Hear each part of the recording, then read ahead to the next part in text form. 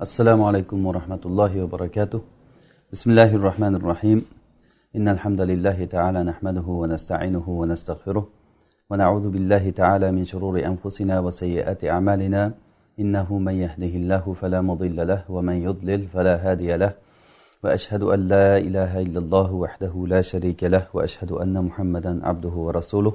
Sallallahu alayhi wa ala alihi wa ashabihi wa man ihtada bihadihi ila yawmiddin wa sallimillahumma tasliman kathira va ba'd. Alloh subhanahu va taolodan madad so'rab biz fiqh darsimizni davom ettiramiz. O'tgan darsimizda Kitabul G'asb, ya'ni birovning narsasini tortib olish haqida gap boshlagan edik va tortib olishlik deganda ya'ni bir moliyati bo'lgan, ya'ni qiymati bo'lgan narsani, birovnikini muhtaram bo'lgan, ya'ni muhtaram degani olishlik harom bo'lgan narsani egasini rozichiligisiz ko'rona, ya'ni ko'rib turgan joyida egasi rozi bo'lmasdan turib olib qo'yish degan. Olib qo'yish degan. Demak, mana bu narsa hech qanday haqsiz olib qo'ygandan keyin uni to'lash kerak ekan. To'laganda asl o'zi narsani o'zini qaytarib berish kerak.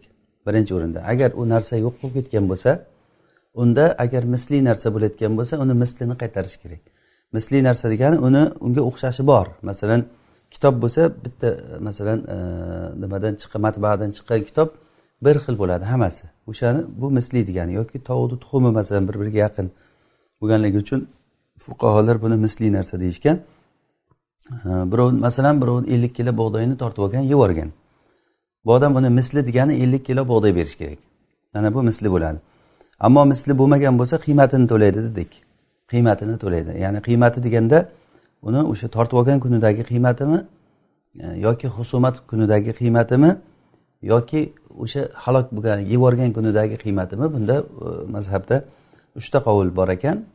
Fatvo Imom Abu Hanifa rahimahulloh aytganlari husumat kunidagi qiymati, chunki janjalga o'sha kuni chek qo'yiladi-da. O'sha kuni nimang tortib olgan, masalan men qo'yimni tortib olib ketgan. O'sha qo'yni qiymati nech pul edi deb o'sha kundagi narxiga qaralinadi. Kecha shu haqda gapirgandik. Endi bugun shu davomida aytilyaptiki, agarda o'sha tortib olgan odam masalan aytaylik qo'yni pulini to'ladi, $300 masalan to'ladi. Keyin ma'lum bo'lib qolsaki, fa in zahara qiymatuhu akthar. Agar uni qiymati ko'p bo'lib chiqib qolsa, ya'ni qarasak qiymati ko'p bo'lsa, masalan bu 300 to'lovdi, keyin qarasak qiymati o'zi 400-500 ekan u. Ya'ni to'lagani kam ekan. Vaqad domina biqawlihi, ana shu to'lagan paytda bu g'osib, ya'ni g'osibni o'zini so'zi bilan to'lagan. Ya'ni shunda akhadahul malik va radda badalahu. Malik uni oladida, uni fa in zahara degani, ya'ni maqsub topilib qolsa, ya'ni qiymati e'tiborda bo'lmasmi? Maqsub, ya'ni tortib olingan narsa yo'q bo'ldi deb pulini to'lagandi bu odam. Pulini masalan bitta qo'yni tortib oldimda, uni narxi $300 ekan deb o'sha kuni kelishib $300 beruvdim. Keyin qo'y chiqib qoldi. Undan keyin qo'y chiqib qolsa, agar shu pulni, haligi to'langan pulni g'osib o'zini gapi bilan mana shu 300 edi deb bergan bo'lsa, agar uni narxini, u narsani egasi aytmagan. Tortib olgan odam aytgan narxni. Agarda shunday deb bergan bo'lsa, aytayaptilarki, akhadahul malik, haligi narsani egasi uni oladi, haligi o'zini qo'yini oladida, radda badalahu, hali bergan pulini 300 ni bunga qaytarib beradi. O'zining narsasi o'ziga bo'lib qoladi. Chunki bu narxga u rozi bo'lmaydi. U malik aytmaganki, mayli 300 bersang bo'ladi demagan. Ya'ni o'zi 300 edi deb berganda haligi odam. Undan olgan u boriga baraka deb. Endi agar narsani o'zi chiqib qolsa, agar haligi tortib olingan narsa chiqib topilib qolsa, undan keyin qaralinadi-da, u pul bergan puli kam uni qiymatidan. Agar o'shanday bo'layotgan bo'lsa, narsani egasi narsasini oladida, hali bergan pulini qaytarib beradi. Av amdod doman, yoki bo'lmasa domonni yurg'izadi, ya'ni mayli deb rozi bo'ladi. Amdod doman, ya'ni o'sha olgan puliga rozi xohlasa, agar olgan puliga rozi bo'lib, mayli endi qolaversin deb aytadi narsani egasi. Va in domina la biqawlihi, agarda haligi pulni to'lagan paytda bu nimani g'osibni tortib olgan odamning gapi bilan emas, balki u molikni gapi bilan, narsani egasini gapi bilan to'lagan bo'lsa, ya'ni men masalan sizdan qo'y tortib oldim, qo'y yo'q bo'ldi, yo'qolib qoldi masalan. Keyin siz menga to'latgan paytingizda nech pul desa, siz aytgansiz $300 edi degansiz. Mana deb $300 sizga berganman. keyin qo'y topilib qoldi. Endi o'sha 300 dollarni sizni o'z og'zingizdan aytganingiz uchun berganman men, qo'y topilib qoldi. Ana shunday bo'lsa fahuva lil g'osib, u narsa g'osibga qoladi. Ya'ni o'sha qo'y menga qoladi. Tortib olgan qo'y menga qoladi, chunki siz pulni oldingiz, xuddiki bu savdo bo'lganda, ya'ni sotib olganda bo'lib ketadi. Lekin Imom Shofiy, Imom Ahmad rahimahulloh bular aytganki, bu milki ketmaydi, bunda rozi bo'lmasa bo'lmaydi baribir ham. Chunki 300 dollarga rozi bo'ldi, qo'yi yo'q degan e'tibor bilan. Qo'y topilib qolgandan keyin ixtiyorli bo'lish kerak. Xohlasa 300 ni berib qo'yni qaytarib olish kerak. Xohlasa o'zi xohlasa qoldiraveradi, ana unda bay bo'ladi degan. Vallohu alam, bu o'zi ixtilof bir osonroq ixtilof, ya'ni bu katta bir janjalga olib kelayotgan narsa emas. Chunki u odam yo'qolgan narsani aytgan paytda narxini o'zi rozi bo'ladigan darajada aytadi. O'zi rozi bo'ladigan darajada aytadi va o'sha narsaga badaliga ega bo'ldimi, uni narsani, yo'qolgan narsani pulini oldimi, bo'ldi. Go'yoki u komil o'zini narsasini olganday bo'lib qoladi. Demak, undan mubtaldan, haligi qo'ydan uni milki ketib qolish kerak. Chunki agar u qo'lidagi narsaga ham egalik qilsa va bu topilgan narsaga ham meniki deb tursa, ham badal ham mubdal degan, ya'ni uni ham buni ham ikkosini ham buniki bo'lishligi to'g'ri kelmaydi. Shuning uchun bundan uni qo'li chiqib ketgan, ya'ni narsani egasidan bunga o'tib ketib qolgan degan e'tiborda olishgan. Vallohu a'lam. Ya'ni bu demak ixtilofli masala. Mazhabdagi qavul shunday bo'lyaptiki, narsa topilib qolsa agar, masalan men siz narsangizni tortib olganman, keyin u narsa yo'qolgan, men pulini to'laganman, o'sha pulni sizni gapingiz bilan to'laganman. Siz aytgansizki, men narsam shuncha pul edi degansiz, o'sha aytgan pulingizni berganman, bo'ldi, u narsa endi meniki bo'lib qoladi-da. Narsa topilib qolsa ham siz uni olmaysiz, bo'ldi, u menga qoladi. Chunki siz o'zingiz gapingiz bilan narsani olgan bo'ldingiz deyilgan. Va in ajara al-maghsuba aw al-amanata aw rabiha al-ghasib bit-tasarruf fihima. Agarda nima tortib olgan odam, masalan men sizdan bitta qul tortib oldim. O'shani agar ijaraga berib yuborsam, men mag'subda tortib olingan narsani ijaraga berib ishlatib foyda ko'rsamda undan, yoki bo'lmasa omonatni, masalan men, siz menga omonat qo'yuvdingiz bir narsani tursin deb, o'sha omonatni ishlatib yubordim, men ijaraga berib yubordim. Omonatni masalan mashinam tursin deb men uyimga qo'yib ketsangiz mashinangizni, men uni kunlikka ijaraga qo'yib yubordim. Ana o'shandan foyda keladi endi. Foyda keladi. Avrobihal g'osib, shunda amana, ana shunda o'sha g'osib foyda ko'rsa yoki haligi nima omonat olgan odam foyda ko'rsa, unda tasarruf qilishlik bilan tasaddaqa, shuni sadaqa qilib yuboradi. Ya'ni bu birovning narsasini evaziga kelgan narsa bo'ldi. Bu nimani foydani yeyishlik halol bo'lmaydi. Illa an yakuna darahima aw dananir lam yushir ilayhima. Illa u omonat bo'lgan narsa yoki bo'lmasa g'osib bo'lgan narsalar dinor, dirhamdan iborat bo'lsa-da, savdo paytida o'shanga ishora qilib aytgan bo'lmasa, ya'ni bu nima degani? Masalan, siz menga omonatga masalan 1000 dinor pul qo'yib ketdingiz. 1000 dinor pul omonatda turibdi. Endi sizning omonatingizni, menda turgan narsani men ishlatib yuborish paytimda shu dinorni shunday o'shanga masalan u bir narsa sotib olib ishlatib yuborsam, ya'ni bu pul men nimamga kirishligi bilan u tayin topmaydi. Ya'ni pul tayin topmaydigani aynan shu pul emas, sizga 1000 dinor bersam bo'ldi degani bu. Ya'ni pul bilan pullar boshqa narsadan farq qiladi. Ammo ayin bo'lgan narsalar bo'lsa, u narsalar tayin. Masalan, siz menga mana shu qalamni bersangiz, mana shu senda omonat tursin deb, bu qalamdan bo'ldi, qalamni olsamda bo'ldi, bitta qalam sizga beraman deyishim mumkin emas. Mana shuni o'zini qaytarishim kerak. Ammo sizdan men 100 dinor olsam, masalan, shu dinorni o'zini qaytarishim kerak sizga degani emas bu. Ya'ni shu dinorni olsam, qanday bo'lsa ham 100 dinor bersam bo'ldi sizga. Mana 100 dinor sizda omonat tursin deb bersangiz, siz oldimda men cho'ntagimga hisob qo'ydim. Keyin hali omonatni bering desangiz, bu cho'ntagimdan boshqa 100 dinor olib sizga bersam, sizda haqqingiz bergan bo'lamanmi? Yo boshqani bergan bo'lamanmi? Kim aytadi buni? O'sha boshqa deb hamma aytadiki, yo o'zini haqqini berdi, 100 dinor beruvdi, 100 dinor oldi. Chunki dinor bilan dinor bir-biridan farq qilmaydi, hammasi bir xil deb hisoblanadi. Mana shu, ya'ni tayin qilishlik bilan tayin topib qolmaydi deganligi shu. Shuning uchun ham olingan narsa dinor, dirham bo'lsa agar, o'sha dinor, dirhamni keyin bu ishlatib yuborsa va undan ishlatish paytida faqat ishora qilib aytmasa, ya'ni nima degani ishora qilib aytmadi degani? Masalan, men bir sizdan olgan dinor, dirhamga qo'y sotib olmoqchiman. Savdo qilish paytida aytamanki, mana shu qo'ylaringni mana shu dinor dirhamga berasanmi deyman, mana shu deb ko'rsatamanda, ha desa ma deb shundan beraman. Mana bu tayin bo'lib qoldi. Ya'ni ishora bilan va shundan sanab berishlik bilan tayin bo'lib qoladida, bu aynan sizni pulingizni ishlatgan bo'lib qolaman. Ammo ishora qilsa-da, men aytsamki, qo'y olishda masalan, mana shu dinor dirhamga berasanmi shu qo'yni? Ha desa, bo'pti deb boshqa dinor dirham bersam masalan, aytilingan o'sha nimani sanoqni bersam, bundan bermadimmi, demak bu tayin bo'lmaydi.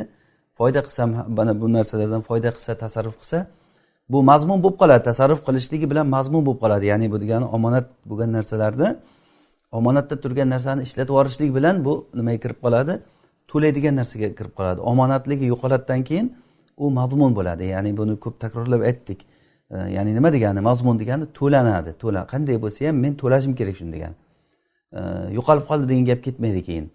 Ammo omonat bo'lib turgan bo'lsa edi, agar meni sababimdan, meni kamchiligim bilan bo'lmasa, agar o'zi yo'qolib qolsa, samoviy ofat bilan yoki bir o'g'ri urib ketib boshqa bo'lib yo'qolib qolsa, men to'lamayman uni. Aytamanki, bilmadim, mana shu turuvdi, mana qo'yib qo'ydim, yo'qolibdi. Kim olganini bilmaymiz.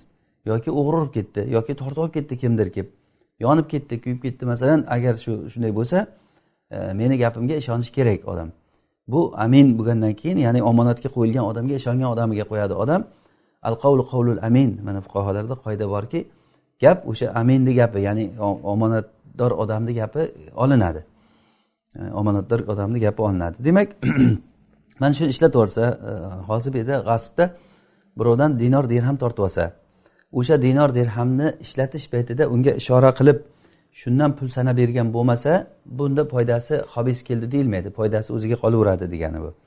Va in g'asaba va g'ayyar, bu boshqa masala endi. Hozir shu masala menimcha tushunarli. O'zi asli bu narsada juda katta bahs bor. Ya'ni omonatdagi masalalarda bunda fuqarolarda mazhablar bor, boshqa qavullar bor. Inshaalloh bu hozirgi gapimizning nimasi, mavzusi emas u. Va in g'asaba va g'ayyar, agarda bir narsani tortib olsa-da o'zgartirib yuborsa. Masalan, men sizdan bir narsa tortib oldimda, masalan bir material tortib oldimda, uni kesib ko'ylak qilib tikib yubordim. O'zgartirib yubordimda uni. Siz endi mendan materialni olaman desangiz, material yo'q, kesib ko'ylak qilib tikib yuborganman. Ko'ylakni nima qilasiz siz? Yoki bo'lmasa boshqa ish qilib, masalan qo'yni olganda so'ygan masalan.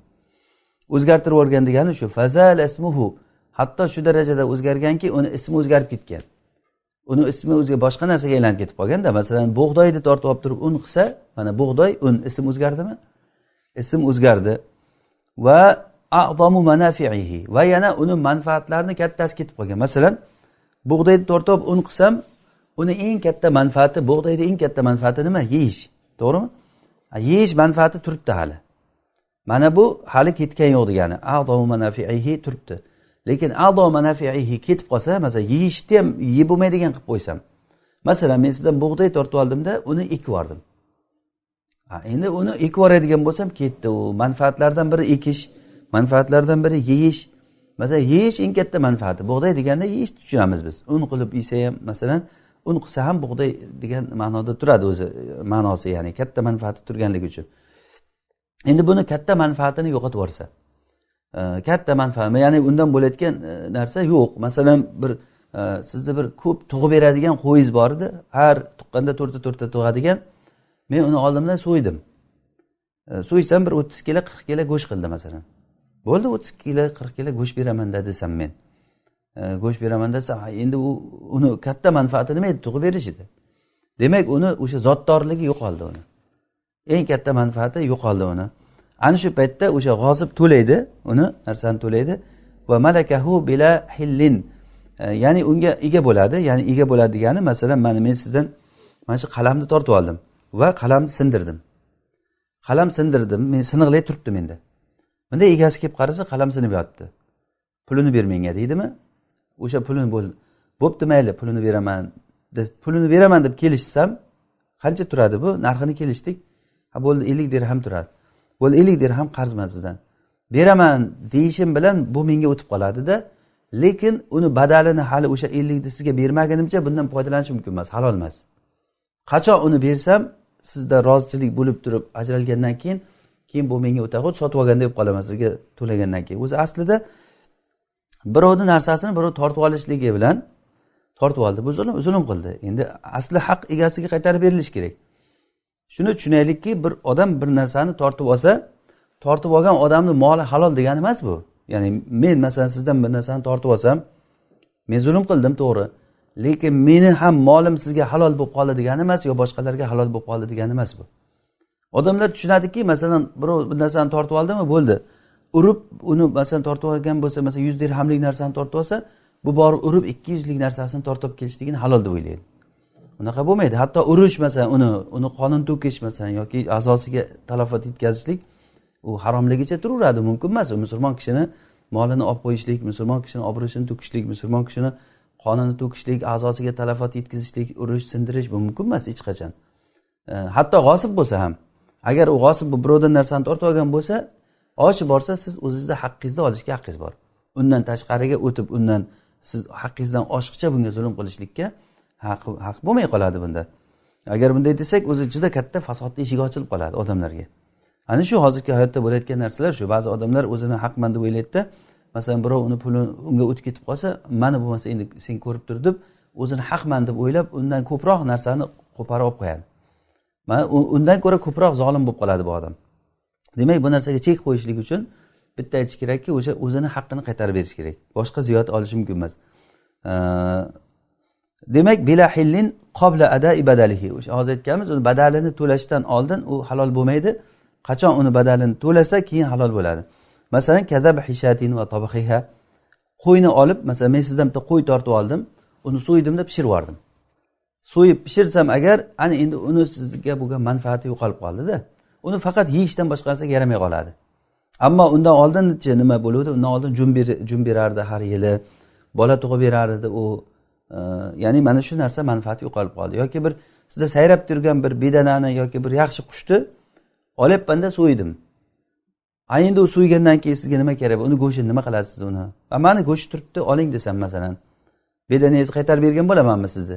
Yoki siz o'sha olgan narsani sizdan qaytarib bergan yo'q, unda katta manfaati ketib qolgan bo'ladi-da odamdan. O'sha uchun o'sha manfaatiga qaraladi. Agar u manfaati ketib qolgan bo'lsa, uni pulini to'laydi-da bu odam. Pulini to'lab uni qo'liga bermaguncha bundan halol bo'lmaydi, bundan foydalana olmay turadi. Pulini bersa keyin foydalanadi. Yoki bo'lmasa, misol au ja'li sufrin ina'an. Masalan, misni, masalan sizdan bir mis tortib olsam-da, o'shani misdan bir idish yasab yuborsam. Misdan qozon yoki bir idish yasab yubordim. Siz misim qani deb so'rab kelsangiz, "Meni qozon bo'lib qoldi" desam, "Menga qozonni nima kerak bor? Misni qaytarib ber" deb turib, siz mendan o'sha misni qiymatini, narxini olasiz. Olishligingiz bilan bu meniki bo'lib qoladi. Lekin hali men naqd pul bermasdan turib bundan foydalanishlik menga halol bo'lmaydi, hozir aytganimizdek. Shuning uchun ham hozir bu yerda qarang, katta manfaati yo'qolsa dedik. Ammo katta manfaati yo'qolmay ba'zi bir nimalar bo'lsa, misol uchun men sizni mashinangizni tortib oluvdim, bir eshigi mix bilan chizilib ketdi masalan. Bunday kelib qaradim, mashina chizilib yotibdimi, bo'ldi, men kalitni oldi, mashina pulini ber menga deyishga haqqingiz yo'q. Unday bo'lsa, u mashina katta manfaati yo'qolgan yo'q-ku. Mashina manfaati qachon yo'qoladi? Mashinani sizdan olsam yonib ketsa masalan. Shunday qarab, mashinam qani deb kelsangiz, bitta kuyib ketgan ko'zib turibdi. Mana mashinangiz desam. Mashinangizni olib ketavering mashinangizni desam men. Bo'ladimi? Shu haqqini bergan bo'laman? Yo'q. U odam nima deydi? Ha, bo'pti. Bitta mashinaga tushibsan-da deysiz. Men sizga xuddi shunday bitta mashina narxini berishim yo shunday mashina olib berishim kerak, to'g'rimi? Bu qachon? Agar mana shu mashinadagi katta bir manfaat yo'qolib qolsa. Katta manfaat degani, ya'ni mashinadan o'zi manfaat nima? Odam minishligi, ishlatishligi. Mana shu minib bo'lmaydigan, ishlatib bo'lmaydigan darajaga borib qolsa-da. Ammo ba'zi bir kamchiliklar bo'lsa, masalan, mashina tortib oldim, balon teshilib yotibdi masalan. Unda siz narsangizni olasiz-da, menga nuqsonni to'latasiz, haligi kamchiligini to'latasiz. Undan boshqa narsaga haqqingiz bo'lmaydi. Hali ba'zi odamlar mashina yo'lda avariya bo'lib ketsa ham, mashinaga to'ltirib ketsa, shunday tushib qaraydi, mashina bir joyga sal tilinib ketgan bo'lsa ham kalitni uzatib qo'yadi-ku. Bo'ldi, xuddi shunday bitta mashina olib kelib qo'yasan deb. Bu zulm bo'ladi. Bunday deyishga haqqi yo'q. Ya'ni bir odam narsasiga talafot yetkazsa, unga albatta yangi olib berish degani emas, xuddi o'shani o'zini tuzatib bersa bo'ldi. Tuzaladigan narsa bo'lsa, kamchiligi bo'lsa, tuzatib bersa bo'ladi. Bi xilafil hajarayni. Hajarayn deganda bu yerda hozir tilla kumushni nazarda tutyaptilar. Tilla kumushni xilof bilan, tilla kumushdan narsa yasagan bo'lsa ham, o'sha narsa o'ziniki degan. Masalan, men sizdan tilloyingizni tortib oldimda, undan qalam yasab qo'ydim. O'sha sizdan masalan 20 gram tilloni tortib oldim, qalam 20 gram tilla mani. kelsangiz mani qalam yasadim desangiz siz shu qalamni olishligingiz mumkin. Ya haqqingiz shu o'zi. Yo'q, menga qalam kerak emas, menga o'zi pulimni ber deyishlikka haqqingiz bo'lmaydi. Mana shu narsa sizniki ekan. Chunki tilla ko'mishda eritib boshqa narsa qilsa ham nima qilsa ham tillaligicha turaveradi. Taqinchoq bo'ladimi u yoki u lom shaklda bo'ladimi, tanga shaklda bo'ladimi, farqi yo'q. Tilloni Alloh taolo uni mol qilib yaratgan, tillo qilib yaratgan uni. Ya'ni qachon bo'lsa o'sha qiymati. U tanga holatda bo'lsa ham o'sha qiymat, uni masalan mana qalam shaklda bo'lsa ham bir siniq lom bo'lsa ham farqi yo'q uni. Bi xilafil hajarayn degani shu. Fahuma lil maliki bila shay'in. U narsalar o'sha egasiga bo'ladi, hech qanday narsa to'lamasdan. Shunday kelib egasi o'sha narsani olib ketaveradi. Walau kharaqa thawban. Agarda tortib olgan odam bir kiyimni lattani yirtib qo'ysa, masalan men sizdan bitta material tortib oldimda, o'shani yirtib qo'ydim. Yirtilib qoldi. O'shanday bo'lsa, va fawwata ba'da aynihi. Uni ba'zi narsalarini yo'q qilsa, ba'zi narsalarini yo'q qilsa yoki ba'zi foydasini yo'q qilsa, molik unga o'sha narsani g'osibga tashlaydi-da, uni qiymatini oladi. Yoki bo'lmasa u akhadahu va dominan nuqsonahu. Uni olatda haligi kamchiligini to'latadi. Bu o'zining ixtiyorida. Ya'ni kiyimga o'xshagan, shunga o'xshagan narsa. Masalan, meni kitobda aytaylik, men sizni kitobingizni tortib oldimda, kitob tortib olib turib, bir ikkita varaqni yirtib qo'ydim. Masalan, qandaydir yirtilib qoldi. Keyin kelib narsani olish paytida qarasangiz, ikkita varaq yirtiq. Mana shu paytda siz buni narsani olib turib, haligi yirtiq joyini menga to'latishingiz mumkin, yoki bo'lmasa narsani menga tashab turib, pulini olishligingiz ham mumkin. Ya'ni bu narsa haligi shunday misol keltiryaptilarki, ikki tomoni teng bo'lib qoldi-da buni. Ya'ni narsa nuqsonli bo'lib qoldi. O'shanda nuqsonini to'latib narsani olsa ham bo'ladi, yoki narsani o'zini tashab turib, to'liq qiymatini olib ketsa ham bo'ladi. Endi ozgina yirtiqlarda va fil xarqil yasir, ozgina yirtiqda masalan bir joyi salgina yirtilib ketgan masalan, yoki bir tuymasi tushib qolgan masalan. Sizni masalan kiyimingizni men tortib oldimda, kiydim, o'shanda tuymasi tushib ketgan. Yoki bir joyi sal tilinib qolgan masalan. O'shanda ya'ni urf odat bo'yicha bu narsa ozgina bunday qaragan odam hech emas-ku deydigan darajada bo'lsa, unda domina ma'naqos. Unda haligi tortib olgan odam o'sha nuqsonni to'laydi faqat. Bu odam bo'ldi, menga yangi kiyim olib berasan endi deya olmaydi, chunki narsasi turibdi. Narsasi turibdi. Xo'p, va man bana fi ardi g'ayrihi aw gharasa fiha umira bil qal'i war rad. Xo'p, kimki agar birovni yeriga bino qurib yuborsa, masalan men sizni yeringizga sizdan so'ramasdan turib tortib olib turib, o'sha sizdan so'ramay o'sha yerga bino qurib yubordim. Uy qurdim masalan, yoki daraxt ekdim.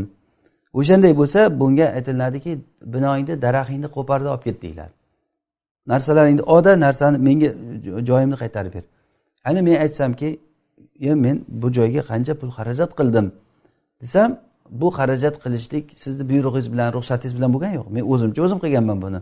Demak, bunda Rasululloh sollallohu alayhi vasallam hadislari borki, laysa li irqin zolimin haqqun. Ya'ni zolim irqni haqqi yo'q. Ya'ni zolim irq deganda nima degani? Masalan, men sizni yeringizga, siz o'zlashtirgan bir yerga o'zimniki qilib olish uchun bor daraxt ekib yubordim. Ertaga daraxtlar ko'paysa, bu men ekkanman daraxtlarda desam, yer meniki bo'lib qolsin deb. Bu daraxtlarda tomirlari bor-da. Mana shu tomir irq deyiladi. Rasululloh aytibdilarki, mana shunday qilib kimki agar daraxt ekib yuborgan bo'lsa, buni tomirlarini hech qanaqangi bir haqqi yo'q. Laysa li irqin zolimin haqqun degani, ya'ni hech qanday haqqi yo'q, buni yerda turishga haqqi, qo'par olib ket deyishlikka haqqingiz bor. Ya'ni bu zulm yo'li bilan bo'ldi. Bu endi tashbih misol uchun. Xuddi shunga qiyosan, men bino qurgan bo'lsam, yerga qancha pul xarajat qilgan bo'lsam ham, shu hadis aytiladiki, zolim irqqa hech qanaqangi haq yo'q. Ya'ni bu degani zulm yo'li bilan qilindimi? Senga kim aytdi xarajat qilib? Kim aytdi buncha narsani bu yerga qur deb? Ruxsatsiz o'zingcha qilgansan, ol narsani deb unga oldirishligi mumkin. Odiydi, oldiradi, joyimni bo'shatib ber deydi. Va yana agarda valil maliki an yadmana qimata bina'in aw shajarin amara bi qal'ihi. Malik, ya'ni narsani egasi unga mumkin bo'ladiki, haligi olib ketayotgan narsalarni hozir buzsa, masalan, meni yerimga bino qurdi u odam. O'sha binoni buzsa, nech pulga sotadi uni? Yoki haligi nimani daraxtlarni qo'parsa, nech pulga ketadi u? Daraxt qo'parilgan holatda nima bo'ladi? O'tin bo'ladi-da endi u. 2 tilchga o'tin bo'ladi. O'sha 2 tilchga o'tinni pulini berib, qo'y daraxt yerda qolaversin deyishligi mumkin. Ya'ni yoki binoni buzilgan holatdagi pulini berib qoldirishligi mumkin. Qachon? Agarda bu qo'parib olishlik yerga aybli qilib qo'yayotgan bo'lsa. Ya'ni agar shuni qo'parib olsa, yer mayib bo'lib qoladi. Yer zararlanib qoladimi? Masalan, binoni buzsa, u yerni yerligi qolmaydi. Masalan, binoni buzsa, yer dabdalashib ketgan bo'ladi. O'sha uchun bo'pti, ha, bino qolaversin deb turib, binoni pulini beradi. Binoni pulini qanaqa beradi? Shu yerda turgan holatdagi narximi yoki buzib olgan holatdagi narximi? Uni buzib olgan holatdagi narxini beradi. Binoni buzilgan holatdagi narxini beradi. Chunki bu narsani agarda buni baribir olsam shuncha pulga sotadi endi. Binan avshaja amara bi qal'ihi ay qiymatan mustahiqqatan lil qal'i deyapti-da, o'sha sug'urib ketishlikka haqli bo'lgan qiymatini beradi.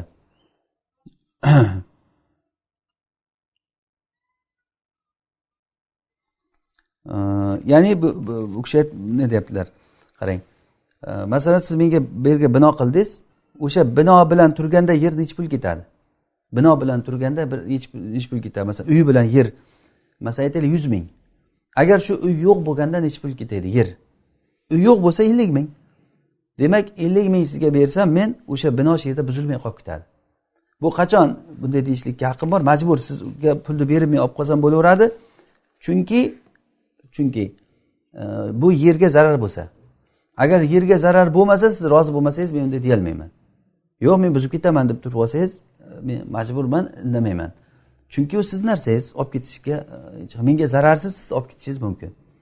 Daraxtga ham xuddi shunday bo'ladi. Ya'ni daraxtda holatida ham o'sha daraxt ekilgan holatida yer nechta pul, daraxt ekilgan holatda yer nechta pul va daraxt yo'q paytda yer nechta pul. O'shani farqini to'lab u daraxtlar va yerlar bu yerni egasiga qoladi. Bu qachon? Agar yerga zarar bo'lsa. Xo'p, yana bir misol. Va in hammara dammanahu abyad. Agar bir odamni material, masalan men sizdan bir oq materialingizni tortib oldimda, uni qizilga bo'yadim. Qizilga bo'yadim, ya'ni qizilga bo'yadi degani unga ziyoda qilib yubordi deganida. Ya'ni sizning narsangizni men o'stirdim, uni qimmatroq narsaga aylandi u. U oq edi, keyin bu qizilga bo'yagandan keyin u narxi qimmatlashadi. Ana o'shanda unga narsani egasi oq narsani pulini to'latadi. Oq narsani pulini to'latadi. Yoki bo'lmasa au akhadahu va g'urrima ma zada sabiq. Yoki bo'lmasa uni oladida u narsani pulini to'latadigan, masalan materialni olib men qizilga bo'yab qo'ygan bo'lsam, siz menga oq narsani pulini to'latasiz. Bu qizil menga qolaveradi. Yoki bo'lmasa siz shu qizil narsani olsangiz, shu qizillik ziyoda qilgan narsani menga farqini berasiz. Chunki meni haqqim sizga ketib qolyapti ana endi. Ya'ni bu yuqorida aytganimizdek, zolim bo'lsam ham men sizdan narsani tortib olsam, bu degani siz meni haqqimni olib qo'yishligingiz halol degan narsani bermaydi bu. Baribir haqlar joy-joyida hal qilinishlik kerak. Demak, yo bu yerda ikkita yo'l bor ekan, qarang. Yo siz o'sha oq narsani to'latasiz, oq narsani haqqini, chunki sizdan olgan paytimda oq edi u. Oqlay to'latasiz yoki bo'lmasa au akhadahu, haligi qizil narsani qaytarib olasizda, o'ziz narsangiz qizilga aylanib qoldi-ku. O'sha qizillik unga ziyoda qilgan narsani, ya'ni ranglar, boshqa narsalar qancha qo'shilgan bo'lsa, o'sha paytda urf qiymati bilan bilinadigan narsalar, o'shani menga to'laysiz. Ya'ni uni o'stirib ko'payganligi uchun, chunki meni haqqim sizga ketib qolmasligi uchun. Xo'p. Va in sawada, agarda uni qoraga bo'yab qo'ygan bo'lsa, dammanahu abyaz, uni oq narsani pulini to'latadi va akhazahu, uni olib qo'yadi. Wala shay'a lil g'osib, g'osibga hech narsa to'lamaydi qora narsa uchun. Ya'ni bu Abu Hanifa rahimahulloh fatvolar. Abu Hanifa rahimahullohning davrlarida qora rang umuman kerak bo'lmaganda u. Chunki Bani Umayyani nimasi bo'lgan xilofati, unda ular faqat oq kiygan. Qorani hech kim kiymagan. Ishlatib bo'lmayotgan narsaga aylanib qolganda, qora bo'lgandan keyin men sizdan oq narsani olib qoraga bo'yasam, haligi aytganda bir tiyinga qimmat narsa bo'lib qolibdi bu deyiladi, oqni pulini to'latasiz bo'ldi. U ziyoda bo'ldi demaydi hech kim. Lekin sohibaynda davraga kelganda qora ham xuddi qizil sariqdek bozorda masalan yaxshi narxga ketayotgan bo'lgan, chunki Abbosiylar davriga kelganda unda o'sha qora kiyim kiyishliklar ham urf bo'lib ketgan. Qora salla o'rash, qora kiyim kiyishliklar Abbosiylar davrida. Demak, o'sha sohibayn aytganki, yo qora bilan qizilda farqi yo'q. Demak, bu ixtilof zamonda ixtilofi. Qora hozirgi kunda ham masalan qora bilan qizilda farqi yo'q. Balki masalan qora material masalan qizildan ko'ra ko'proq ketishligi bozorlarda bozori ko'proq nima chaqqonroq bo'lishligi ham mumkin. Shuning uchun ham bu qaraladi narsasiga. Abu Hanifa rahimahulloh agar oq narsani olib qoraga bo'yab qo'ygan bo'lsa, bo'ldi, narsa buzilibdi, endi oqni pulini to'latadi, bo'ldi deyaptilar-da. Sohibani aytayaptiki, yo'q. Yo oq narsani pulini to'latadi, xohlasa qora narsani oladidan keyin ziyoda pulni beradi. Chunki sohibaning davrida qoralik ziyoda deb hisoblangan. Oqdan ziyoda bo'ldi deb hisoblangan, xuddi qizil va sariqqa o'xshagan. Xo'p. Keyin va in ba'a aw a'taqa thumma damina nafadha al-bay'u lal-itqu. Agarda yana bir masala. Agarda g'osib tortib olgan narsasini sotib olsa. Masalan, men sizdan bitta qo'y oldimda qo'yni sotib oldim. Yoki bo'lmasa bitta qul oldimda qulni ozod qilib yubordim. Shunda aytayaptilarki, bay o'tib ketaveradi pulni to'lagandan keyin. Chunki bu bay sizni qo'yingizni men olib turib sotdimmi, birovning narsasini bir kishi sotsa bu fuduli deyiladi. Bayda biz Kitabul Bayda o'rgangandik buni. Birovning narsasini sotgan odam fuduli bo'ladi. Fudulini bay'i egasini roziligiga to'xtab turadi, qarab. Demak, sizga men pulni to'lab, siz rozi bo'lishligingiz bilan bu menikiga o'tib qoladi-da, egasini roziligi bilan unga o'tib ketadi, bay o'tadi, lekin aytiq o'tmaydi. Chunki aytiqda men sizning narsangizni olib, qulingizni tortib olib turib ozod qilib yuborsa, bu ozodlikda hech qanaqangi bir egasini roziligiga qaraydi degan gap yo'q. Chunki birovning milkidagi narsani ozod qilishlik bo'lmaydi. Shuning uchun ham aytayaptilarki, aytiq o'tmaydi. Ya'ni bu o'sha noqis milk bo'lgandan keyin bu aytiqni o'tishligiga yaramaydi bu. Ya'ni aytiq bo'lishligi uchun, ozod bo'lishligi uchun, sen ozodsan deyishim uchun u meniki bo'lish kerak-da. Men o'zimniki emas narsani birovnikini tortib bo'ldi, ketaver, ozodsan, o'zim javob beraman. Yo seni pulingni unga berib qo'yaman egasiga deyish bilan qutulmaydi odam. Unda aytsa yomonlikni eshigi ochiladi-da, bir qullar bilan kelishadi-da, u men uni tortib oladi-da, ozod qilib yuboradi-da, bo'ldi, pulini beray deydi. U majburiy sotishga majbur qoladi odam keyin. O'shanaqangi narsalarda o'sha bu ozodlik nimasi o'tmaydi. Xo'p, va zawaidul ghasbi muttasilatan aw munfasilatan la tudman in halakat. G'osb qilingan narsani ziyoda bo'lib ketgan narsalari, masalan ziyoda bo'lgan narsalari nima?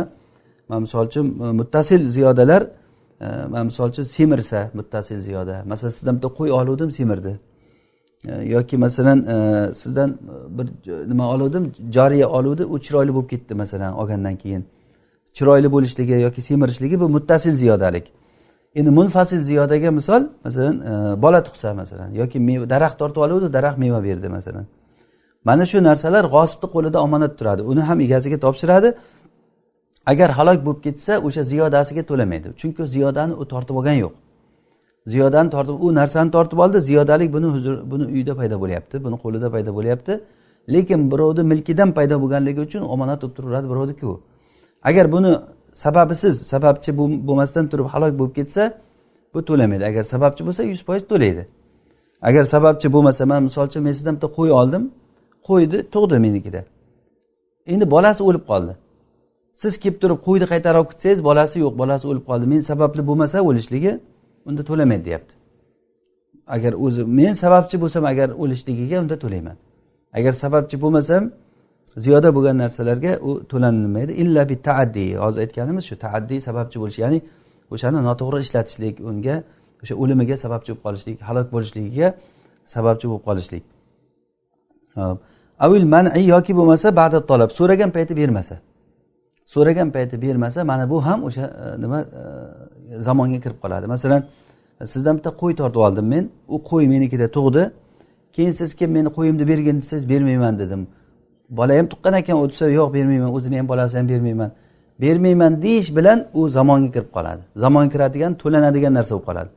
Ani endi agar halok bo'lsa, u o'zini ham bolasini ham pulini to'lashlik kerak bo'ladi. Chunki bu o'sha talab qilingan paytda man qilishlik bilan o'zi omonatdan nimaga o'tib qoldi? Omonatdan mazmun bo'lgan narsaga aylanib qoldi. Omonat bilan mazmunning farqini ko'p gapirdik, tushunarli bo'lib qoldi bu inshaalloh. Va xomrul muslim va xinziruhu, musulmon kishini arog'i va uni cho'chqasi va yana manafiul g'osb, o'sha tortib olingan narsaning manafi'lari zomin bo'linmaydi, to'lanilmaydi. Ya'ni nima degani? Men bir musulmon odamni arog'ini tortib oldim. arog'ini tortib oldi. Endi u kelib turib meni arog'imni ber deyolmaydi. Bo'ldi. U tortib oldimmi? Yo'q. O'zi chunki u aroq musulmon kishiga nisbatan najas bir narsa. Uni hech qanday moliyati yo'q. Biz g'asbni boshdan ta'rifida aytuvdikki, g'asb degani moliyati bor bo'lgan narsani tortib olish deb aytuvdik. Demak, bu moliyati yo'q bo'lgan narsa musulmonga nisbatan umuman uni moliyati yo'q. Bir qiymati yo'q bo'lgan bir narsa deyilmaydi u. Xuddiki birovni uydan bir axlatini olib chiqib tashlaganingizdek bo'ladi. Yoki uni cho'chqasini olsa, masalan, musulmon kishini cho'chqasini, cho'chqa ham musulmon kishiga nisbatan moliyati yo'q.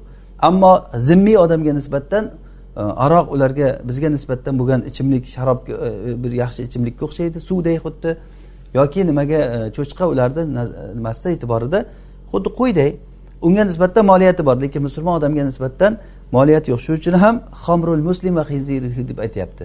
Musulmon kishini arog'ini yoki uni cho'chqasini tortib olishlikda yoki bo'lmasa manofiyalarida. Manofiya nima degani? Manofiya degani, masalan, men sizdan bitta mashina tortib oldim. U mashina har kuni sizga masalan 100 dirhamdan foyda keltirib turuvdi. Har kuni 100 dirham foyda keltirib turuvdi. Endi o'shandan sizni mahrum qildim men. Mashina tortib oldim, qo'yib qo'ydim, turdi, bir oy turdi. Endi siz kelsangizki, aytsangiz, mashina olgandan keyin endi buni manfaatlarini ham to'lab qo'yasiz. Qanaqa manfaati? Chunki bu mashina kuniga 100 dirhamdan bizga foyda keltirib turuvdi. Taksiga berardim, kuniga foyda kelardi. Bir oy ishdan qoldirding meni. Ana shu ishdan qoldirganga haligi moralni o'sha yerda deb qo'yadi-ku o'zimizda o'sha haligi ma'naviy zararlar. Ma'naviy zarardan ham manofiyalar bu narsani hali yo'q bo'lgan, kelajakda bir foyda qilishlik mumkin bo'lgan narsalar. Mana bular mazhabda moli mutaqavvim deyilmaydi. Ya'ni bir qiymati bor bo'lgan narsa deyilmaydi. Mutaqavvim bo'lishligi uchun narsani yig'sa ihroz mumkin bo'lishlik kerak. Bu araziy bo'lgan narsalarda hech qanaqangi bir boqiylik bo'lmaydi deb aytishgan. Bu mazhabdagi ya'ni ulamolarimiz ixtiyor qilgan fatvolari shu. Ya'ni manofiyalarda hech qanday bir qiymati bo'lmaydi. Biz g'asbni ta'rifida aytdikki, g'asb degani qiymati bor bo'lgan narsani tortib olish dedik. Demak, manofiyalarda mazhabda, yana takrorlayman, qiymati yo'q. Chunki u narsa o'zi yo'q narsa hisob. Yo'q narsani qiymati bor deyilmaydi. Masalan, men sizdan mashina tortib oldim, u mashina sizga foyda keltirib turuvdimi? U foyda yo'q hisob, hali u bo'lmagan narsa u. Men sizdan faqat mashina oldim. Balki u foyda bo'lmay qolishi ham mumkin. Ammo Imom Shofiy rahimahullohda manofiyalar mutaqavvim degan. U kishi aytganlarki, manofiyalar va Imom Ahmadda ham xuddi shunday. Manofiyalar mutaqavvim, ya'ni bu ya'ni urf bo'yicha ham odamlar bu narsani bor deb hisoblaydi. Masalan, sizga foyda keltirib turgan, masalan, sizni bir fabrikangizni men tortib oldim. U fabrika har kuni sizga shuncha manfaat keltirib turar edi. Ishdan qoldirdim. O'sha ishdan qoldirganligim uchun, shuncha manfaatdan sizni qoldirganligim uchun to'lasa bo'ladimi desa, u kishilar aytadi, to'lasa bo'ladi, to'latish kerak deydi, haqqi bor deydi. Hanafiy mazhabda bo'lsa, yo'q, uni haqqi yo'q, chunki u manofiyalar moli mutaqavvim emas. Bu g'asbga kirmaydi, yo'q narsa, u aniq bo'lmagan narsa bilan, hali bo'ladigan mavhum narsa bilan bir musulmonni zimmasini mashg'ul qilishlik mumkin emas. Al aslu baroatu zimma. Asli esa o'zi hech narsa yo'qligi, yo'q narsa bilan, mavhum bo'lgan narsa bilan, agar bu bo'lsa shuncha bo'ladi. Bunday desa odamlar hammasi da'vo qilaveradi-da. Hali yo'qolgan pichoq sop oltin bo'laymish degandek, bu mashina kuniga menga 1000 dirhamdan pul keltirib turuvdi. O qanaqa 1000 dirham? 10 kunda senga mashina pul chiqadimi bundan?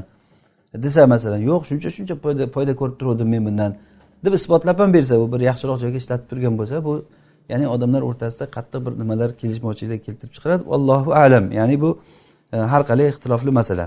Hozir demak, mana tushundik. Masalan, musulmon kishini cho'chqasini yoki uni xamrini, arog'ini tortib olsa yoki tortib olgan narsani manfaatlari, bular to'lanmaydi. Nima uchun? Chunki bu uchala narsa ham hozir mutaqavvim emas, mol mutaqavvim deganini tushundik. Ya'ni moliyati bor bo'lgan, qiymati bor bo'lgan narsa emas. Lekin bexilafi sakar, sakarni xilof bilan, sakar degani bu xurmoni nimasi, xurmoni haliga achitib turib xurmodan aroq yasaydilar. O'sha paytlarda xurmodan aroq qilgan, xamir qilgan. Xamir bo'lishdan oldin xurmo shira bo'lib turib quyilgan paytda sakar deyilgan. Hali kelajakda u nima bo'ladi? Aroq bo'ladi. Hali aroq bo'lgan yo'q. Demak, hali aroq bo'lgan yo'qmi? Buni demak hozir qiymati bor. Mana buni to'laydi. Yoki bo'lmasa bixilafil munassaf. Munassaf deganligi uni pishirib yarimi ketganda, uzumli suvidan yarimi ketgan, bu munassaf deyiladi. Keyin 3dan 1 ketib, 3dan 2 ketib qolsa musallas deydi. Haligi ichimlikda bir turlari bular. toki xamir bo'lish darajasigacha borguncha. Agar xamir darajasigacha borsa, yuqorida aytganimizdek, u moliyati yo'qoladi, najosga aylanadi. Ammo xamir darajasigacha bormagan bo'lsa, hali qaysi bir jihatdan uni moliyati borligi uchun ularni to'laydi va xuddi shunday me'zaf musiqa asbobini ham to'laydi. Bu Abu Hanifa rahimahullohning fatvolari. Masalan, bir artistni musiqa asbobini sindirib tashlasangiz yoki tortib yo'qotsangiz, masalan, o'sha narsani to'lash kerak deyapti Abu Hanifa rahimahulloh. Sohibayn aytganki, yo'q, u to'lanmaydi. Chunki bu narsa musiqa asbobi, ayniqsa munkar narsa bo'lgandan keyin u munkarni Rasululloh sollallohu alayhi vasallam aytganlar, qo'ling bilan qaytar. Demak, qo'l bilan qaytarishga kiradiki, olib sindirib tashlasangiz, uni qo'l bilan qaytarishga kiradi, hech qanaqangi unga to'latilinmaydi deb aytishgan. Bu sohibaynning fatvosi shu. Abu Hanifa rahimahulloh aytibdilarki, yo'q, bu musiqa asbobini bir jihatdan moliyati bor. Bir jihatdan moliyati borligi uni bir qandaydir pul qilsa bo'ladi. Masalan, musiqa asbobini masalan sindirib yoki boshqa buzib uni juzlarini ajratib turib bir foydalansa bo'layotgan moliyati bor. Moliyati bormi? Demak, o'sha moliyati borligi uchun uni to'latilinadi, lekin uni bu musiqaga ishlatsin deb emas u. Ya'ni bu moli boshqa narsaga ishlatsa bo'ladigan narsa-da u. Masalan, bir musiqa asbobi aytaylik, masalan, bir temirdan yasalgan.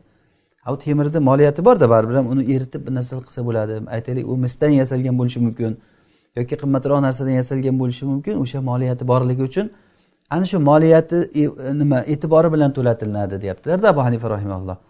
Sohibayn aytayaptiki, uni lahuligi e'tibori bilan, uni bo'lmag'ur narsaligi e'tibori bilan o'sha musiqa asbobi qilindimi, u xuddiki haligi najosga aylanib qolganday, xuddiki haligi xurmo achib xamirga aylanib qolgandan keyin to'lanmaydi-ku u. Xuddi o'shanday bo'ladi deyishgan. Demak, bu mazhabning ichidagi ixtiloflardan. Ya'ni ixtilofning sababini biz tushunsak bo'ldi. Ixtilof sababi shuki, Abu Hanifa rahimahulloh aytganlari, bir jihatdan bu aytilgan narsalarda moliyati bor. Bizga hozir bir 3 ta narsani misol qildilar. Biz bunga boshqa narsalarni biz o'zimiz tushunib olishimiz kerak. Tushunishimiz kerak bo'lgan narsa shuki, agarda nimaniki men tortib olsam, uni moliyati bo'lsa, ana shuni qiymatini to'lashim kerak yo o'zim qaytarib berishim kerak. Agar yo'q qilgan bo'lsam, qiymatini to'lashim kerak. Ammo moliyati yo'q bo'lgan narsa bo'lsa, uni tortib oldi deb o'tirilmaydi, aytilinmaydi uni. Masalan, birov cho'chqasini tortib olsa, musulmon kishini, meni cho'chqamni buni olib ketib qolgan desa, u cho'chqa bir najas bo'lsa, yaxshi bo'pti, seni tozalabdi qo'lingni. Seni uyingni tozalabdi bu odam, yordam beribdi deyiladi unga. Xo'p. Fatajibu qiymatuhu, ana shuni qiymati vojib bo'ladi. Endi to'lagan paytda qiymati vojib bo'ladi. Abu Hanifa rahimahulloh fatvolari bo'yicha la lillahwi, lahu uchun emas, ya'ni lahu uchun emas, uni qiymati. Ya'ni masalan men sizni bir urushadigan xo'rozingiz bor edi. Urushadigan mana dakan xo'roz urushtiradi odamlar. U xo'roz o'zi go'shtga hisoblasa, masalan 1,5 kilo go'sht qiladi. Lekin uni puli urushuvchi bo'lganligi uchun ziyoda, u kim necha ming bo'lishi mumkin bitta xo'roz. O'sha urushadigan xo'rozingizni tortib olib turib so'yib yuborsam, menga urushadigan xo'rozni pulini to'lata olmaysiz. U urushtirishlik lahu u. Lahu uchun to'latilmaydi, uni xo'roz e'tibori bilan to'latiladi. Mana shu kattalikdagi xo'roz to'layman sizga. Ya'ni uni go'sht 3 kilo, 1,5 kilo, 2 kilo go'sht qilsa, 1,5 kilo, 2 kilo go'sht qiladigan bitta xo'roz olib beraman sizga bozordan. Yoki qiymatini beraman shuni. 1,5 kilo, 2 kilo go'sht qiladigan xo'rozni qiymatini beraman, hali urushuvchilik nimasi emas. Yoki bedanavozlar bo'ladi bir shunaqa. Yoki masalan, birovning joriyasi bor. Joriya o'zi bozorda, masalan, bu joriyani bozorga olib chiqsa 2000 ga oladi. Lekin u joriya ashula aytadigan joriya, qo'shiq aytadi. Qo'shiq aytishligi uchun u 20 mingga chiqib ketgan narxi. U joriyani shunday olib chiqsam 2000 ga oladi. Bu ashulachi bu desam 20 mingga oladi masalan. Demak, uni ashulachiligi e'tibori yo'q. Masalan, birovning joriyasini olib masalan, ashulachi joriyani masalan o'ldirib qo'ysa, to'lagan paytda uni ashulachiligi e'tiborga olinmaydi-da, o'sha joriyaligi e'tiborga olinadi-da. Agar ashulachi bo'lmaganda necha pul to'lanardi? 2000, masalan 2000 to'lanadi. Masalan, o'sha Abu Hanifa rahimahulloh aytibdilarki, uni qiymati vojib bo'ladi, lahu uchun emas. Ya'ni lahu uchun emas, aynan qiymati xuddiki masalan shohlashadigan qo'chqor masalan yoki uchradigan kaptarlar, masalan kaptarvozlarniki. O'sha lahu tomoni e'tiborga olinmaydi. Faqatgina uni o'sha narsani o'zini shu turishdagi qiymati hisoblanadi. Xo'p, yana bir masala. Oxirgisi bu va man halla qoida abdin, kim agarda bir qulni nimasini kishanini yechib yorsa. Masalan, bir odamda bir qochqoq quli bor, kishanlab qo'yibdi. Men sekin bordimda kishanni yechib yordim. Keyin qochib ketdi u. qochib ketsa men to'laymanmi yechib berganligim uchun? Eshitgan odam nima deydi buni? Men borib yechib yubordim, o'zi qochib ketdi. O'shanda to'lamaydi deyapti mazhabda. To'lamaydi chunki bu odam men borib turib uni yechib yuborishligim bilan uni qochib ketishligini o'rtasida vosita bor. Vosita nima? Qochib ketishligi o'zi qochdi, men uni qochsin deganim yo'q. Meni qilgan ishim faqatgina uni kishanini yechib qo'ydim. Qochishlik uni o'zi oyog'i bilan qochdi. Yoki bir qushni qafasini ochib qo'ydim. Qafasni ochgandan keyin qush chiqib ketib qoladi. Qushni qafasini ochib qo'ysa, u chiqib ketsa, to'laydimi o'sha qushni? Xuddi shunday masalan siz bir narsa qilib turib bir kiyiga ovlab kelib nimaga temir nimaga yashil nima reshotgan ichiga qamab qo'ygan bo'lsangiz. Sekin men borib turib reshotgan eshigini ochib qo'ysam, u kiyik chiqsa-da qochib ketsa, kiyikni to'latasiz menga. Masala shu yerda hozir nima deyaptilar qani fatvoda? Va man halla qoida abdin, kim bir qulni, ya'ni qul deganda birovning qulini, o'ziniki emas. Birovning qulini kishanini yechib yuborsa, aw fataha qafasa ta'irin, yoki bir qushni qafasini eshigini ochib qo'ysa, la yadman, bu Abu Hanifada va Abu Yusufda to'lamaydi degan buni Shofiy rahimahullohning bir qavullarida aytgan. Boshqa qavulda to'laydi degan. Ya'ni Imom Malik, Imom Ahmad shular to'laydi degan. Muhammad rahimahulloh haligi aynan qushda to'laydi degan, agar o'sha payt chiqib ketib qolsa, chunki u sababchiligi aniq bo'ldi. Ochuvdingiz, pirritib chiqib ketdi. Lekin ochib qo'ygandan keyin o'tirsa qush, haligi qush qafasga o'rganib qo'ygan qushda bo'ladi. Boshqa yerda tirikchilik ham qilinmaydi. Qafas ichida yotgan qush ochib qo'ysangiz, agar mabodo chiqib ketib qolsa ham to'lamaydi, deyapti. Chunki bu odam bu qilgan ishi, ya'ni bu yerda hozir bu sabab bo'ldi, lekin asli sabab emas bu. Bu uzoq sababda bu. Uzoq sabab. Ya'ni sabablar o'zi hukmlar yaqin sababga bog'lanadi. Uzoq sababga emas. Masalan, bir yosh bolani qo'liga men pul berdim. Bor, bozordan bir narsa olib kel dedim. Yosh bola pulni olib ko'chaga chiquvdi, uni bitta mashina urib yubordi. Mashina urdi, keyin mashina urgandan keyin uni banisaga olib bordik. Banisada tabib e'tiborsizlik qilib turib, uni boshqa narsa bilan ukol qilib o'ldirib qo'ydi. Endi uni o'limiga kim sababchi? Tabib sababchimi? Noto'g'ri ukol qilib o'ldirganligi uchun. Yoki uni urib yuborgan mashina shofiri sababchimi? Yoki yosh bolani ko'chaga chiqarib yuborgan odam sababchimi? Menga aytsaki, nega yosh bolaga pul berib ko'chaga chiqarib yuborasan, qarovsiz? Desa, to'g'ri aytgan bo'ladi. Nimaga chiqarib yubordik? Sen sababchisan o'limiga. Mashinaga aytsa, nimaga sen tormoz bosmaysan ko'rganingdan keyin? Sen sababchisan. U ham to'g'ri gap. Endi anu tabibniki yana ham. Endi ana shularda lekin men va haligi mashina shofiri bular uzoq sabab. Sababchi lekin uzoq. Yana bitta sababchisi meni ota-onasi meni uyimga qo'yib ketgan. Men uyimga qo'yib ketasan deb, o'zlaring sababchisizlar deb ularga tashab qolsam men. Bu sabablar hammasi uzoq sabablar. Hukm, ya'ni uni o'lish nimasi, hukmi hozir kimga nisbat beriladi? Yaqin sababga. Eng yaqinida kim? Tabib. Agar yaqin sababga izofa qilishlikda iloji bo'lmasa, unda keyingisiga o'tilinadi. Masalan, hozir mashina urib yubordi, olib bordi, tabib ukol qilganda boshqa qildi, ukol bilan o'ldi, lekin tabib u yerda javobgar bo'lmaydigan holatda bo'lsa-da, masalan. Tabib javobgar bermaydigan holatda bo'lsa, unda mashina nimasiga kelamiz. Ya'ni mana shunday haligi yaqin sababga izofa qilinadi-da. Hozir mana bu yerda ham hozir masalan qushni eshigini ochib qo'ysa, ana shu ochishligi sababidan chiqib ketib qolsa, bunda ya'ni ochgan uchun ketdi deyiladi. Yo'q, ochgan sababidan emas, o'zi bu ochib qo'ydi, qushni o'zi chiqib ketdi deyilyapti-da. Bunda endi juda bir aytish qiyin bo'lgan narsa, masalan, chunki ochmasang ketmasdi. Ochmasang ketmas, u qush bo'lgandan keyin odati chiqib ketib qoladi. U qul bo'lgandan keyin ichib qo'ysang qochib ketib qoladi. Quldiki to'g'ri, masalan, qulni qochishligi bu aqlli odam bo'lgandan keyin ichib qo'ysangiz, u bir rahmi kelib turib oyog'ini ichib qo'ysa, qochib ketib qopti u. Men buni oyog'ini nima qilib turib rahmi kelib odamgarchilik qilib oyog'ini yechib qo'ysam, bu qochib ketib qopti. Qochganligi sababchisi uni o'zi, chunki aqlli odam o'zini ixtiyori bilan qilyapti. Ammo bu qushlarda, boshqa hayvonlarda ixtiyori bilan qilyapti deyish qiyin masala bu yerda. Ixtiyori bilan, chunki ularga o'zi mana o'zi qildi bu narsani. Deyilmaydi, masalan, birovni hayvonni siz qo'rqitsangiz, u qochaman deb turib o'zini bir joyga urib, masalan, o'lib qolsa, o'sha qo'rqitgan odam uni o'ldirdi deyiladimi yo o'zini o'zi urib o'ldirdi deyiladimi, masalan? Bu ham xuddi shu xilofga ko'ra bo'ladi-da. O'shanda ham yo'q, o'zini o'zi urib o'ldi. Urganligi sen qo'rqitding. Va deb oldidan chiqsangiz, masalan, qochaman deb yiqilib, masalan, bir narsa bo'lsa. shu qo'rqitganligi uchun bo'ldi yoki quvsangiz birovni hayvonni u qochib bir chuqurga tushib ketsa yo jardan yiqilib ketsa sizni quvganligingiz uchun quvmaganingizda tushib ketmasdi masalan deyiladimi? Ana shunda hayvonlarni qilayotgan ishi masalan o'zini ixtiyori bilan bo'ldi deyiladimi? Agar ixtiyori bilan bo'ldi desak o'zi sababchi bo'ladi. Yo'q, ixtiyori emas bu yerda, u hayvonlarga ixtiyor berilmaydi. Xo'p, odamniki to'g'ri, masalan quldiki o'zini ixtiyori bilan qochib ketdi. Agar o'zini ixtiyori bilan bo'layotgan bo'lsa, bunda u to'g'ri, o'zi unga izofa qilinadi. Mana bu narsa o'zi mahalli bahs, ya'ni men bu narsani ozroq bir nima eshigini ochib qo'ydim. Allohu alam, ya'ni mazhabdagi ixtiyor nima fatvo shu. Mazhabdagi ixtiyor bo'lgan aymalarning gaplari shuki, agarda u qush qafasini ochib qo'ysangiz, o'zi chiqib ketib qolsa, qushni o'ziga nisbat berilyapti ish, yoki qulni kishanni ochib qo'ysangiz, qul qochib ketsa, qulni o'ziga nisbat berilyapti. Xo'p.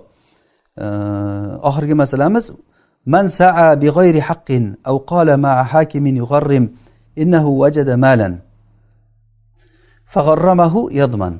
Endi kimda kim bir odamni sultonga chaqimchilik qilib turib borib chaqib bersa hech qanday haqsiz borib turib bu odam u qildi deb yolg'onni aytayapti-da, keyin uni gapiga ishonib ligi sulton unga jazo beryapti.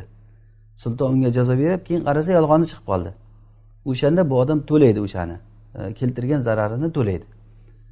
Endi hozir sultonga nisbat berilmayapti, bu nisbat u sulton qildi-ku, sulton to'lasin deyilmayapti. Nima uchun? Chunki sulton unga bir narsa kelib isbotini topgandan keyin bajarishlikka majbur u. Fuqaholar aytishadiki, sultonni qilayotgan ishi xuddiki masalan tepadan bir narsa, mana shu narsani men tashib yuborsam, shu tushib ketayotgan narsada ixtiyor bormi? Ho, tushmayman deyaladimi bu? Xohlasin, xohlamasin deyilmaydi. Bu shu majbur bu. Bu fi'lu g'ayri muxtar, ya'ni kal'ala bu deyiladi, xuddi asbob. Bu mana shunday tushyapti mana. Ixtiyor yo'q bunda. Sultonniki ham xuddi shunday, oldida bir narsa bayonot bilan topilgandan keyin ijro qiladi u. O sulton qildi, sulton sen narsangni olib qo'ydi deyilmaydi. O'shanga sababchi bo'lgan chaqimchilar, noto'g'ri dalilda olib kelgan odamlar ana u to'laydi uni. Shuni aytayapti hozir. Yoki bo'lmasa bir odamni bi g'ayri haqqin qala ma hakim yugharrim, yoki bir haqsiz bir hokimga borib turib aytsaki falonchi pul topib olgan deb yolg'ondan aytdi. Keyin hokim biladiki o'sha hokim uni to'latadigan xulqi borda u hokimda. O'sha hokim uni yugharrim degani o'sha hokim sifati. To'latadigan hokimga innahu wajada malan, u bir pul topib olgan u desa, keyin u hokim unga to'latsa o'sha pulni, keyin uni yolg'oni chiqib qolsa, ana shu narsalarda nima qiladi? Yadman, bu sababchi bo'lgan odam to'laydi.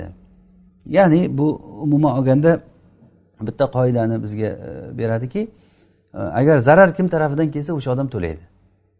Agar zarar kim tarafidan kelsa, zarar keltirgan odam to'laydi. Buni qoidada la darar va la dirar, mana hadis ham bu.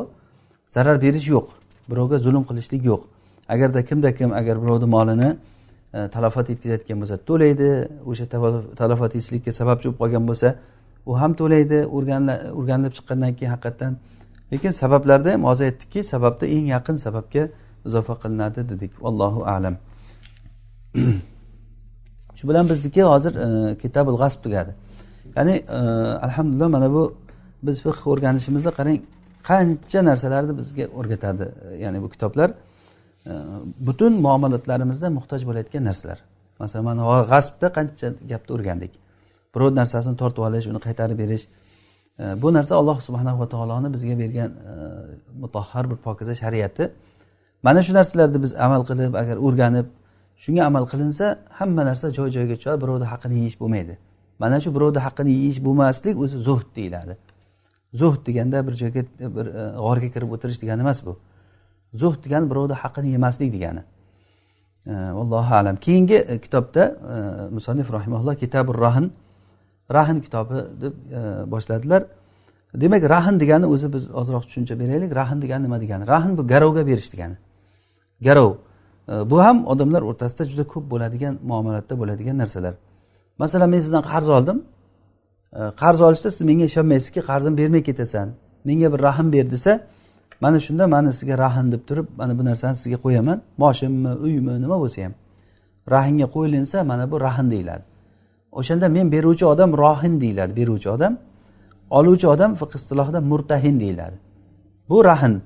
Men rohin oluvchi odam nima? Murtahin deyiladi. Ya'ni qarz bergan odam murtahin deyiladi. U huwa kaddayn, xuddi qarzday u. Ya'ni rohin xuddi qarzday. Ya'ni men sizga mana shu narsani berdimmi, xuddi qarz berganimdek bo'laman-da. O'sha narsani berganimdan keyin u qarzni nima qilish kerak? Siz menga qaytarishingiz kerakmi? Buni hukmlarini hozir aytamiz. O'zi asli lug'atda rohin degani habs degani. Lug'atda habs. Kullu nafsin bima kasabat rahina. Rahina degani ay mahbusa. Har bir jon o'zini qilgan narsasi bilan ushlanadi, javobgar bo'ladi. Demak, rohin degani uni habsdan go'yoki murtahin haligi narsani olib habs qilib ushlab turadi, haqqini undirib olishlik uchun. O'zini haqqini, ya'ni bergan qarzini undirib olishlikka garant bo'lishlik uchun bu narsani o'sha nima qilib, garov qilib turib ushlab turish. Buni bizda o'zbek tilida garovga narsa olish degani. Garovga olib turadi, to pulini undirib olguncha. Buni mashru'ligi aslisi Alloh subhanahu va taolo aytganki: "Va in kuntum ala safarin va lam tajidu katiban farihanun maqbuda." Mana bu yerda hozir agar sizlar safarda bo'lsalaring va bir qarzni oldi berdida kotibni yozadigan o'rtada kotib topilmay qolsa, unda garovga narsa olsin deyapti Alloh taolo. Farihanun maqbuda, demak garovga narsa olsin. Mana bu bilan o'sha garov bor. Keyin Rasululloh sollallohu alayhi vasallam ham bu bilan muomala qilganlar. Hatto eng oxirgi ishlari Oysha onamiz rivoyatida keladi, Imom Buxoriy va Muslim chiqargan hadisda Rasululloh sollallohu alayhi vasallam dunyodan o'tdilar. Rasululloh sollallohu alayhi vasallam dunyodan o'tganlarida Yahudiydan bir taom sotib olgandilar Rasululloh. Taom degani arpa. Yahudiydan arpa sotib pullari yo'qligi uchun sollallohu alayhi vasallam o'rniga garovga shu bir o'zlarini urushga ketayotgan savutlarni bergandilar. O'sha savutni garovga qo'yib dunyodan o'tdilar Rasululloh sollallohu alayhi vasallam. Ki Abu Bakr roziyallohu anhu mana shu nimani rahindi, Rasulullohning rahinlarini qutqarib olgan. Bu Rasululloh sollallohu alayhi vasallam eng oxirgi qilgan ishlari va bunga ijmo bog'langan, ya'ni rahinga ijmo. Butun ummat hech kim bunda rahin yo'q, bo'lmaydi demagan. Illoki ba'zi bir tobiinlardan Mujohid va Dohak bu kishilar aytganki, rahin faqat safarda bo'ladi. Chunki safarda degan, lekin u kishilarning gaplarini butun jumhur aimmalarining gapiga teskari. Chunki Rasululloh sollallohu alayhi vasallam Yahudiydan taom sotib olgan paytlarida va rahin berganlarida safarda bo'lmaganlar. Ya'ni Madinada turgan holatlarida qilgan va ummatda butun hammani, ya'ni hozirgacha bo'lib kelayotgan mutavarras bo'lgan, amal sobit bo'lgan narsa bu. Qisqasi demak rahinni tushundik. Rahin degani demak birovdan bir odam qarz bo'lib qolsa, o'sha qarzni evaziga ishonch bo'lishligi uchun garovga narsa qo'yish degani. Mana shuni aytayaptilarki, va yan aqidu bi ijabin va qabul. Rahin ijob va qabul bilan bog'lanadi. Ya'ni ijob va qabul degani kelishuv bilan bo'ladi. Agar ijob qabul bo'lmasa rahin bo'lmaydi. Masalan, men sizdan qarz bo'lsam, masalan, qarzni berganingizdan keyin shu qarzimga garov bo'lsin deb meni uyimdan bir narsani olib ketib qolsangiz siz. Ha desam, men garov sifatida menda turib turadi desangiz. Yo, men unga rozi emasman desam, men qabul qilmagan bo'laman-da, bu bilan rahm bo'lib qolmaydi. U g'asb bo'ladi. Siz olib ketib qolgan narsangiz hozir kitobda g'asb tugatdik-ku. U narsa g'asb bo'ladi. Qachon bu rahm degan bog'lanadi? Ijob qabul, ya'ni ikki tomon roziligi bilan bo'lish kerak. Men aytamanki, mana shu narsa sizda rahinga tursin desam, bu ijob bo'ladi. Taklif, ya'ni siz mayli mana shu narsa rahinda tursin mayli desa, bu qabul bo'ladi. Ammo bir tomondan ijob bo'lib, bir tomondan qabul bo'lmasa, masalan, men sizdan qarz oldim. Qarz olgandan keyin sizni eshigingizga borib turib bir narsani tashlab keldim borib. Siz uni ha desangiz, bu garovga turadi. Ya menga uni ichida garov kerak emas desangiz, u garov bo'lib qolmaydi. Men olib ketishim kerak uni. Men o'zim narsamni sizga tashlab ketgan bo'laman. Agar halok bo'lib ketib qolsa, siz javobgar bo'lmaysiz unga. Masalan, bir echkini olib borib qo'yib kelsam sizga garovga deb, u mag'rab hamma joyda nima qiladi? Bu odam bezor qiladi. Masalan, bir domda yashayotgan odam uyiga bir echki olib borib qo'ysam garovga deb turib, olib ket bu echkingni, nima qilaman buni deydimi? Yo'q, qarzni evaziga mana shu garovga turadi shu desam, u odam qabul qilish kerak. Qabul qilmasa bu garov bo'lib qolavermaydi. Yo'q, sen qilmasang o'zing bilasan deb echkini yerga tashlab kelsa, bu chiqarib hayda yuboradi echkisini. Yo'qolsa keyin qani echkim deb turib so'rab yurolmaydi u odam. Demak, o'sha nima, bu ijob va qabul bilan bog'lanadi. Ijob qabul xuddi baydaki deydi. Bayda ham ijob qabul, nikohda ijob qabul, ikki tomonning roziligi, bayda ikki tomonning roziligi, ijara ijob qabul bilan bo'ldi. Masalan, ikki tomon roziligi. Bir tomonning gapi bilan gap bo'lib ketavermaydi. Ba'zi narsalar bor, masalan, bir tomon bilan bo'ladi. Masalan, xotiniga taloq berish. Xotiniga taloqsan desa bo'ldi, o'zi xotin taloq bo'lib qolaveradi. Yo'q, bekor aytibsan, men taloq qabul qilmayman desa, xotini taloq tushmay qoladi emas. Ba'zi odamlar taloqda ham ijob qabul deb tushunadi-da. Xotiniga taloqsan desa, bekor aytibsan deydi xotini. taloq bo'lmay ketaveradi deb bir necha marta taloq aytib yashab yurgan odamlar bor. Bu johillik, ya'ni bilmaganligidan. Demak bu nima? Rahn ijob qabul bilan bog'lanadi. Va yalzamu insullima, agarda u topshirilsa, narsa topshirilsa shundan keyin lozim bo'ladi. Topshirilmasdan emas. Imom Malik rahimahulloh shu aqd qilib kelishuvdan o'zi rahnga aylanib qoladi, bo'ldi degan, hali topshirmasdan turib ham. Bizda bo'lsa-chi topshirsa keyin bo'ladi. Chunki Alloh taolo farihanun maqbuda deyapti. Ya'ni rihonning sifati maqbuda.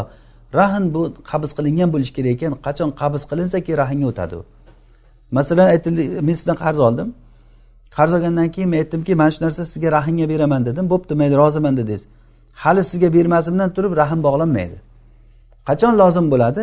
Lozim bo'ladi degani kuchga kiradi deganda. Kuchga kiradi. Kuchga kirgandan keyin o'zini hukmlari chiqadi uni. Uni hukmlari hozir kelajakda biz keyin aytamiz. O'ziga yarasha hukmlari bor. Bu o'lib qolsa, yo'qolib qolsa nima bo'ladi? Bu rahn kim javobgar bo'ladi bunga? Kim asrab turish kerak? U rahn ovqat yeydigan narsa bo'lsa, u kim boqadi uni? Men rahnga sizga bitta ot olib berdim. U ot kuniga qancha arpa yeydi, qancha ovqat yeydi? Siz bu otni masalan rahnga 20 ta qo'yib berib kelsam, men sizdan qarz olsamda rahniga 20 ta qo'yib berib kelsam, siz endi cho'ponga aylanib qolasiz, men qo'yimga qo'y boqib yuraverasiz har kuni, qachon qarzini bersa qo'yini beraman deb. U qo'yni kim boqadi, kim suv beradi, uni nima qiladi? Bular hammasi hukmlari bor, inshaalloh bularni aytamiz. Demak, rahn ijob qabul bilan bo'ladi, rozichilik, o'zaro ikki tomon rozichilik bilan va qachon kuchga kiradi? Narsani topshirishlik bilan. Agar narsani topshirmasa, u rahnga o'tmaydi. Hal topshirmasdan turib, u rahn berdi deyilmaydi. O'zi vaqtimiz tugab qolibdi. Inshaalloh Alloh nasib qilsa, mana shu kelgan joyidan ertaga davom ettiramiz. Alloh subhanahu va taolo o'zi foydali ilm bersin. Alloh taolo bilmaganlarimizni o'rgatsin. O'rganganlarimizga amal qilishlikka Alloh tavfiq bersin. Alloh taolo darslarimizni davomli va barakotli qilsin. Foydali ilmlardan yana ham ziyoda qilsin. هذا ما أعلم ربنا تعالى أعلى وأعلم سبحانك اللهم وبحمدك نشهد أن لا إله إلا أنت نستغفرك ونتوب إليك صلى اللهم وبارك على عبدك ونبيك محمد عليه الصلاة والسلام والسلام عليكم ورحمة الله وبركاته.